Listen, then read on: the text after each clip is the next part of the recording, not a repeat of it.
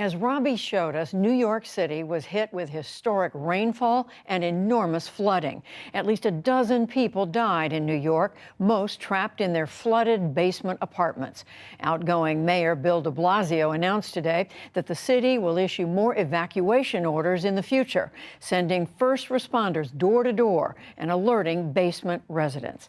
Justin Brannan is a New York City councilman representing Brooklyn. He's also the chairman of the city's Committee on Resiliency and Waterfronts.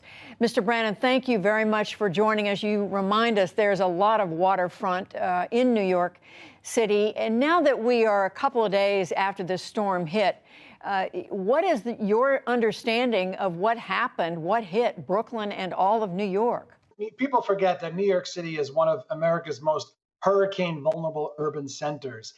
We have 520 miles of coastline. Four of the five boroughs of the city of New York are islands, are connected to one.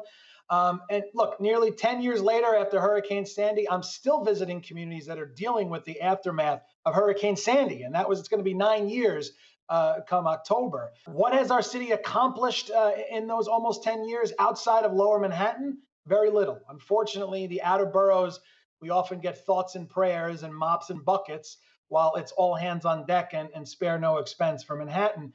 And that's what we felt really the other night. Our sewer system here is over 100 years old. Our sewer system did not fail on Wednesday night. It actually worked exactly as it was designed. However, it was designed 100 years ago. We weren't having storms like this 100 years ago. So it's very frustrating because we all feel like we've been sounding the alarm for a very long time and no one is listening.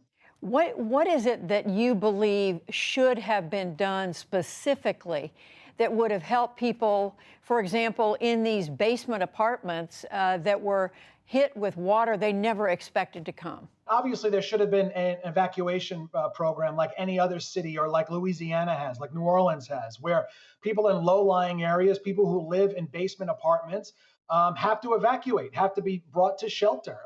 That's what we need to be doing here because we have an affordability crisis in the city of New York. You have a lot of folks who are living in basement apartments, and these folks are of the most vulnerable people in our city. And they were basically left out there, and it was horrible, and that's why we saw the loss of life that we saw. Is there, and what about going forward? I mean, is it your sense that now finally people are going to pay attention and are prepared to take the steps that are needed, not just evacuation, but other steps that could be needed to make New York more resilient? We hope so. I mean, Judy, it's not like we're staring at a blank page here. We know what to do. It's not a matter of what should we do, how do we do this. There are plans that have been put in place. Unfortunately, the glacial pace of bureaucracy is what we're up against, and time is just not on our side. There are plans in the outer boroughs, whether it's Staten Island or the Bronx or Queens and Brooklyn, but a lot of these plans, the shovels are still not in the ground. And we're talking about almost 10 years since Hurricane Sandy. So what we need to do is prioritize this stuff and expedite these programs, these plans to get this stuff done until the next one comes, because time is just not on our side.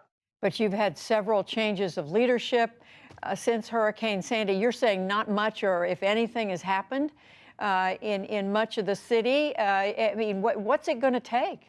That's a great question. I don't know. I think the fact that we lost life, we lost 12, 13 New Yorkers in this storm, that certainly should be a wake-up call, we would hope. I also think that we're just not going far enough. You have Hunts Point in the Bronx, for instance, which is really the epicenter of New York City's food distribution. The city has done just the bare minimum there, and they're basically blaming the cost on doing more. And we're hearing this time and time again when you get outside of Manhattan. You have 75% of essential workers live in the outer boroughs, live outside Manhattan. There's got to be a 5-borough approach. We have to look at the city holistically. None of this stuff happens in a silo. We have to start prioritizing what's going on in the outer boroughs. Do you believe that the people who live in New York understand now the urgency of this? I could ask this question about people across the country. Judy, I do. I think that people have always understood it. I think that New Yorkers are tough. We just wish we didn't have to be so tough, right? It shouldn't be this hard. We need our leaders to listen. We need to stop the fighting. Climate change does not care about Democrat or Republican. Climate change is gaining on us. We're just not up to the task. Justin Brannan, who is a councilman for the city of New York, representing Brooklyn, thank you very much, and we wish you the best as you work to heal the city from all this. Thank you, Judy.